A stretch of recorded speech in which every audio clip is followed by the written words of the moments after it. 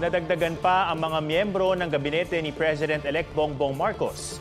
Si Professor Clarita Carlos ang magiging susunod na National Security Advisor. Kabilang ang issue sa agawan ng teritoryo at pakikipag-ugnayan sa China. Sa mga napag-usapan ni President-elect Bongbong Marcos at ang tinilga niyang susunod na National Security Advisor, si Professor Clarita Carlos.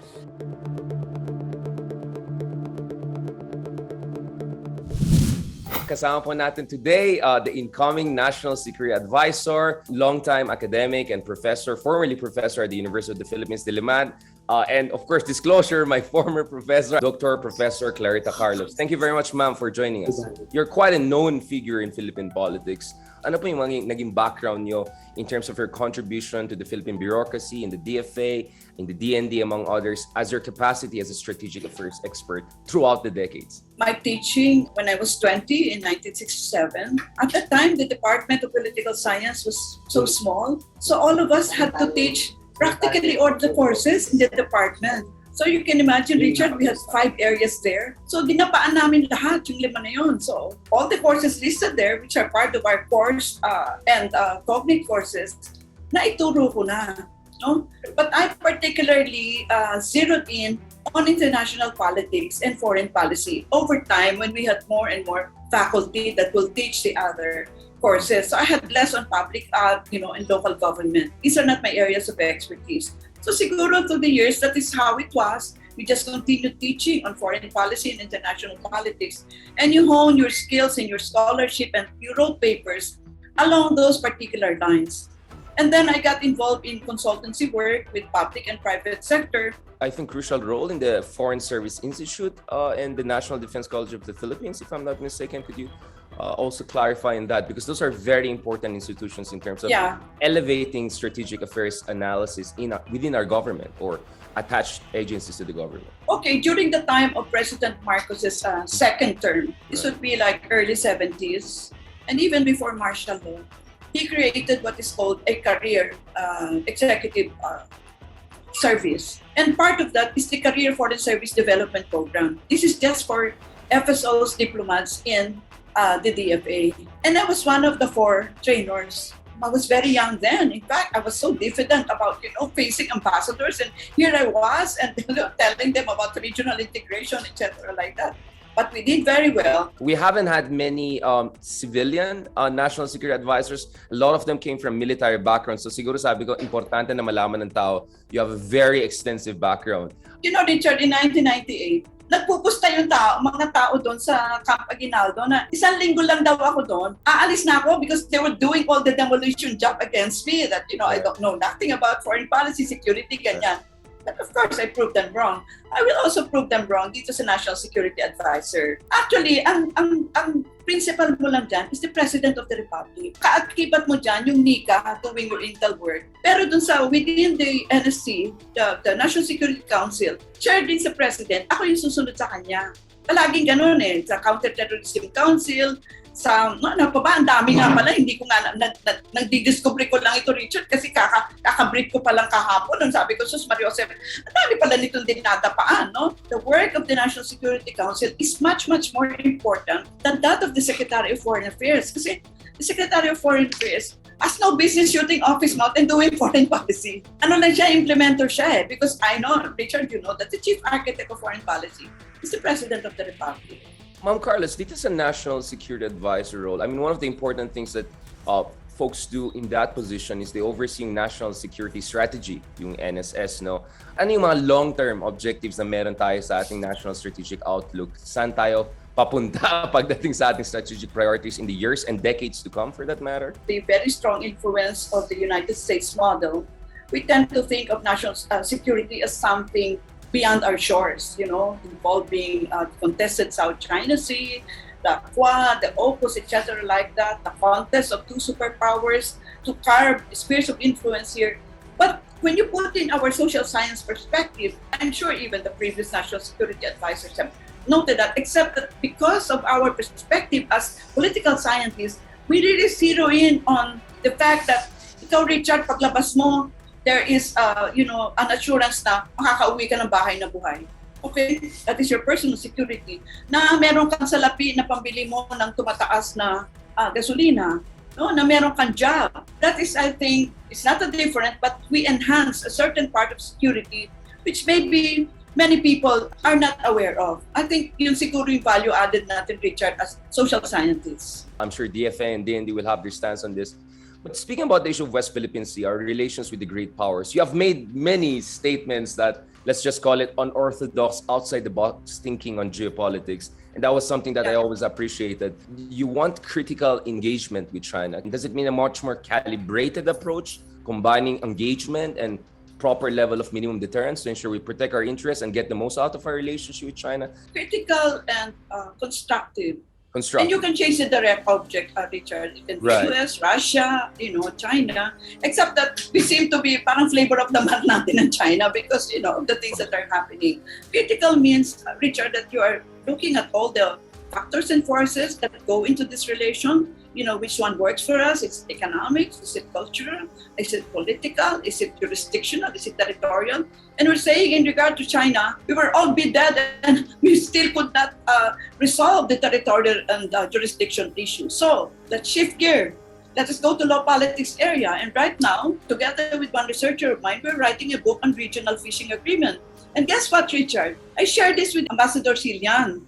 And he said, "Oh, you're writing that? Can we also join you in writing?" I said, "Of course, join us in writing." Do you see the point of this, Richard? If the Chinese scholars and we are writing a regional fishing agreement, and we will involve later on scholars of all countries washed by the contested South and East China Sea, di ba ang ganda? Professor Carlos, are they open? Do you think the Chinese side are open to environmental cooperation? Different capacities, we have raised them on track 1.5 engagements. I've met many Chinese officials. I was in Hainan, China in 2019, just before the pandemic. These are issues we keep on discussing with our Chinese colleagues in the foreign ministry, in the influential academic circles. But some people would say, we're not very sure if China is really open to this. Perhaps they just want to talk about it. But in the meantime, they are changing the facts on the ground in terms of development of more militia forces, in terms of militarization of those disputed islands. I know we can talk about this forever, but my point is I completely understand the wisdom of what you are emphasizing here. But the question is there receptiveness also on the other side based on your understanding? The 7 artificial islands that they built destroying our reef, what did I tell them? Why don't you convert them from a weaponized islands to marine stations? Alam mo, actually, lingit sa kaalaman natin, yung neighbor ko kasi Richard, si Mike Fortes, marine scientist. Alam mo Yes. ba, 25 years ago, they are already cooperating. They're not talking Right. territory, sovereignty. In fact, we keep on, niraise ko din yan sa Chinese ambassador. Sabi niya, Right. kasi para daw sa fisherman lang nila, yung nga, isinakop mo nga yung karagatan, din nakasama namin. Right. Saka bakit kako? Pinapanganak yung mga isda sa Palawan, isa namang galunggong, hindi mo kami sinisharean. Alam mo yung ganun? Just Yes. keep on pounding that kind of thing and it will produce results. I think President Marcos has made it very clear that our sovereign rights will be sacred, and he has also emphasized the importance of the arbitration award. As you understand, this is a very important reassurance for a lot of people in light of everything throughout the years. Are we going to make sure that any environmental cooperation with China will not be in dissonance, or actually it will be in consonance with our sovereign rights and the arbitration award in 2016? What are the legal parameters for cooperation? Both of us are not lawyers, but we know that the condition, it simply declared that there is no basis for their 7 or 9 dash line. Yun lang yun. But panghawakan mo na yun. No, but when you start discussing law politics area, environment, protection of maritime security, etc. like that, isa lang po ang karagatan natin, magkakadugtong po yung Atlantic, Pacific, etc. like that. Pakailaman po natin yan kasi isa lang po ang planeta. Professor Carlos, let's zero in on this point. I mean, just for disclosure, I have been pushing for ASEAN-Russia cooperation for quite some time. I completely understand the importance of having, let's say, a third force in the region. Obviously, that has been significantly complicated in light of the ongoing conflict in Europe and in Ukraine.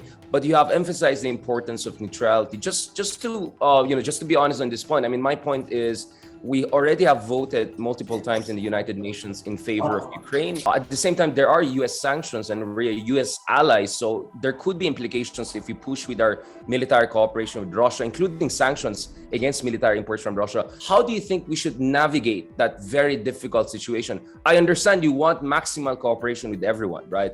Everyone, I think, wants that, like friends to all, enemy to none. But the reality is we're a US treaty ally. There are strict sanctions. There's an ongoing conflict. any serious engagement with Russia may have repercussion financially and strategically vis-a-vis our Western partners. How do you think we should navigate that, Professor Carlos? Yeah, you already used the magic word, well-calibrated, which means that any and all data necessary required for decision-making should be available to the President of the Republic. That's why if there is an offer from Russia for oil and gas, and many people, Richard, do not realize that Russia is European and Asian. Ang lawak-lawak niyan. 11 time zones, ano? Sobra. Andyan lang sa tuktok natin yan eh. No, let us consider that. After all, the US also considered Germany's requirement for its oil and gas, where upwards of 40% really relies on Russian oil and gas. And as a matter of fact, they excluded that in the sanction mechanism. That is where we need to be. What is the term I'd like to use, Richard? Intelligently smart in negotiating. Kung tayo nga later on sasabihin natin na talo na naman tayo dyan, kasi tayo eh. Tayo nagpatalo sa sarili natin. Bakit? Inano ka ba? Pinwersa ka bang mag-sign yan? Basahin mo yung fine print, di ba? Kung mo sabihin later on na, na niloko tayo, niloko mo sarili mo dahil hindi mo binasa. You understand? Yung mga issues sa mga debt trap, etc. Alam mo pala ba't ka utang ng utang, alam mo pala hindi mo mababayaran. Those are the kinds of things that we should realize that nothing happens in our country without the collusion of our national and local officials. Diba? Right. For instance, Turkey, a NATO member, has been sanctioned for getting S-400 from Russia. But at the same time, you have India, not a US treaty ally, but important strategic partner, using that partnership to get the maximum out of Russia. Of course, this is controversial, but we saw India stood its ground. Perhaps the Philippines is going along the same line and saying, hey, we have our own national interests and we have to deal with it accordingly, and America has to understand and appreciate that too. Yeah, negotiate smart, Richard. You look at our geography, and I'm sure you realize that already. Right smack in the middle of the Pacific Ocean to your east, and that is US. Further down, 4,000 nautical miles away. To your west, you have the contested South China Sea, and further to the west would be the People's Republic of China. We are the most strategically located country, so we're stupid people if we do not negotiate well-calibrated with all these countries around us. By the way, when we were in Moscow several times, talagang Russia already declared that it was pivoting to Asia. Pero di silang pivot to Asia. Pero sila they're doing it gingerly. Oo, matagal na eh. Diba? I'm sure Richard na-mention ko na yan sa klase din. No? Dahil yun na sinasabi ng Moscow counterparts natin. Why not? Let's stop being the tail of the American kite. I've declared that many times, Richard. And let us really stand for ano ba yung gusto natin at makakatulong sa ating bansa. And we have that strategic card which we should recognize. And I think the present leadership recognizes that. Last point on this, Professor Carlos, Americans, all right? I mean, we have known them for quite some time, but there has been some significant sea change in the terms of engagement with America under President Duterte. In what sense will that sea change continue or be recalibrated under incoming President Marcos? I'm sure incoming President Marcos has his own ideas. Back in the day, I'm sure you're familiar with this. I studied this as a student. Former President Marcos had a very, I would say, optimal equilateral strategic policy. He had the alliance with the US. He had communication channels with Soviet Union. He normalized ties with Maoist China. I mean, he was doing all of them at the same time. I mean, three-dimensional dance tango, right? Is this what we're going to see under incoming President Marcos, or is that something that you want to see as a national security advisor? We already saw him in his first days after an emphatic election victory. He's meeting folks from all sides, from India, from Korea, from Japan. I mean, it seems like he wants it to have it with everyone and not to have favorites. Because the concern of many is, it's all good to say let's be more independent from US, but if you're going to jump to another superpower, I'm not sure how that makes us independent. But in the case of President Marcos, it seems he's signaling, no, I don't want to be dependent on anyone. I want equilateral balancing, dynamic balancing towards multiple powers. You're absolutely right, no? We are not going to make a choice between X and Y. We are going to find out who is going to buy our pineapple, mangoes, coconut oil. If it's China, okay, let's do economic ties. Who is going to present us with a nuclear umbrella? Mutual Defense Treaty, we need to review that. 1951 pa yung Richard, no? Matagal na panahon na yon. I-review mo yan. Kasi the geopolitical realities are already so radically different.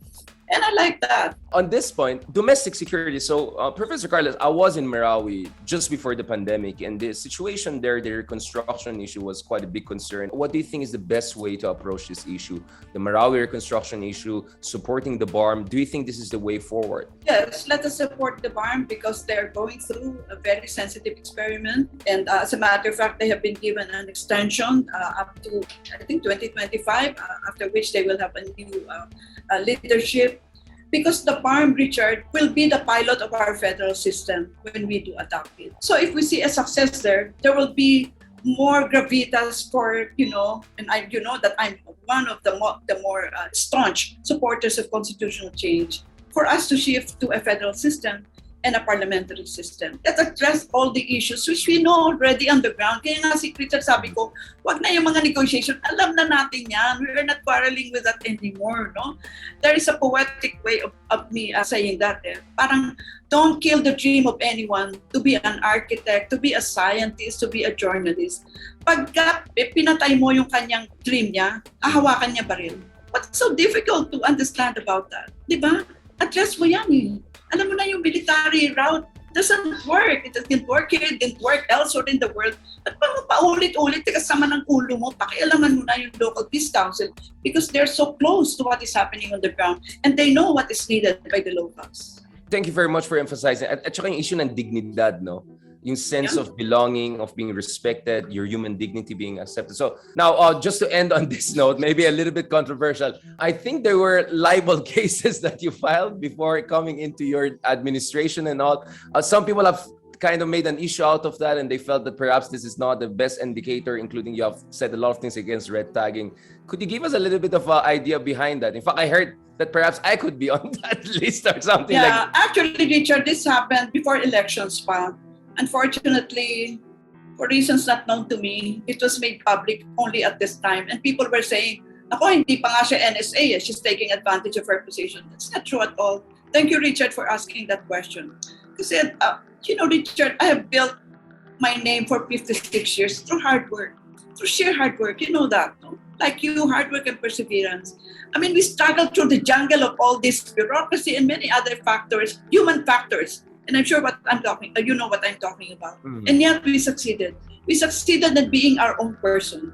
And that nobody can diminish us unless we allow them to diminish us.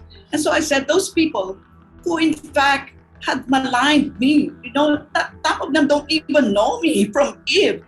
I said, they should know that I, as an ordinary citizen, can in fact invoke our laws. That don't do this. Huwag niyo akong sirain, na wala naman akong ginagawa sa inyo, no? And you call me stupid, etc. like that. So I filed a case with the NBI dun sa cyber libel. But just so, para lang ma-stop na to, this is destroying our society. Just because hindi ako nag-worship sa altar ng yung mga ito, ay parang gusto na nila akong busalan. Is this what liberal democracy is all about, Richard? No.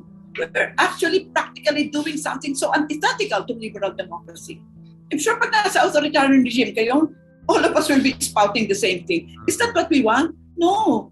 We want liberal democracy. Do you have any message for the youth, for our supporters as the incoming National Security Advisor, for our audience dito sa GMA Network? For the young people, please, okay lang sa inyo mag-TikTok, magbasa po kayo.